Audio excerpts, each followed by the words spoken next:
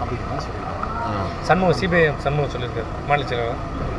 ஒவ்வொரு கட்சியும் அப்படித்தானே சிந்திக்க முடியும். அவங்க குறைவான தொகுதிகளை கேட்போம் என்று சொல்ல வாய்ப்பில்லை தானே. நாங்களும் அப்படி தான் சொல்கிறோம், எல்லாரும் அப்படி தான் சொல்லுவோம். அந்த பேச்சுவார்த்தையின் போது சூழலுக்கு ஏற்ப நாங்கள் முடிவு செய்வோம். மார்க்சிஸ்ட் கம்யூனிஸ்ட் கட்சி மட்டுமல்ல, திமுக கூட்டணியில் இடம்பெற்றுள்ள கட்சிகளாக இருந்தாலும் அதிமுக கூட்டணியில் இடம்பெற்றுள்ள கட்சிகளாக இருந்தாலும் ஒவ்வொரு தேர்தலிலும் கூடுதலான தொகுதிகளை கேட்டு பெறுவதற்கு முயற்சிப்பது வழக்கமான ஒன்றுதான், வாடிக்கையான ஒன்றுதான். ஆனால் பேச்சுவார்த்தையின் போது இருக்கிற சூழல்களை மனவிட்டு பேசி அதன் அடிப்படையில் நாங்கள் இறுதி முடிவை எடுப்போம். அதுக்கு திமுக தலைவர் எந்த மாதிரியான முடிவு எடுப்பார்னு நினைக்கிறீங்க? கூடுதல் தொகுதிகள் கேட்கும்போது கூட்டணி தலைவர் எந்த மாதிரியான முடிவை எடுக்கணும் அப்படின்னு நினைக்கிறீங்க? உங்களுக்கு நம்பிக்கை இருக்குங்க?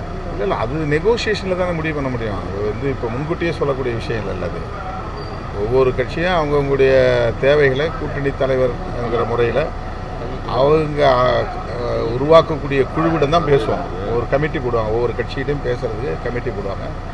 எங்கள் தரப்பு கோரிக்கைகளை நாங்கள் வைப்போம், நியாயத்தை எடுத்து சொல்லுவோம். அவங்க அதே மாதிரி எல்லா கட்சிகளையும் அரவணைக்க வேண்டிய தேவை இருக்குது, எல்லாருக்கும் இடம் கொடுக்க வேண்டிய தேவை இருக்குது. அவங்களும் கூடுதலாக இடங்களை நின்று அவங்க தனிப்பட்ட முறையில் தனி மெஜாரிட்டியோட வெற்றி பெறணுங்கிற ஒரு விருப்பத்தில் இருப்பாங்க.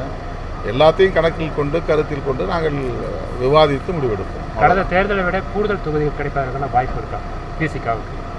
இதுதான் இவ்வளோ நேரம் சொன்னேன்.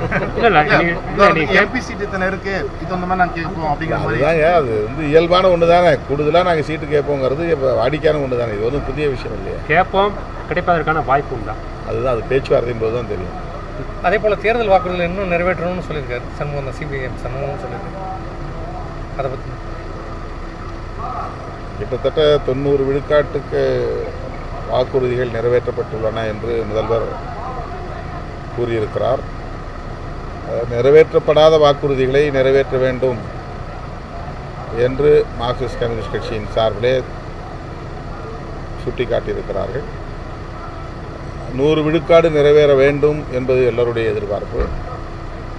ஆகவே நானும் சொல்லுகிறேன், நிறைவேற்றப்படாத வாக்குறுதிகளை உடனே நிறைவேற்ற வேண்டும் என்பது என்னுடைய வேண்டுகோள்.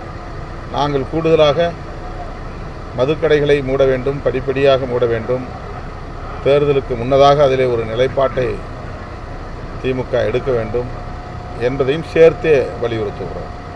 2023 தேர்தல் திமுக கூட்டணிக்கு மாற்றாக அதிமுக கூட்டணி அமையுமா? திமுக கூட்டணிக்கு அதிமுக கூட்டணி சவாலாக அமையுமா? என்ன நினைக்கிறீங்க? இதுவரையில் அப்படி எந்த சவாலும் உருவாவதற்கான சூழல் கனியவில்லை. திமுக கூட்டணி கட்டுக்கோப்பாகவும் இருக்கிறது, வலுவாகவும் இருக்கிறது. அதிமுக கூட்டணி இன்னும் ஒரு வடிவமே பெறவில்லை. அவர்களை குறைத்து மதிப்பிடுவதாக கருத வேண்டியதில்லை. யதார்த்தமான உண்மை அதுதான்.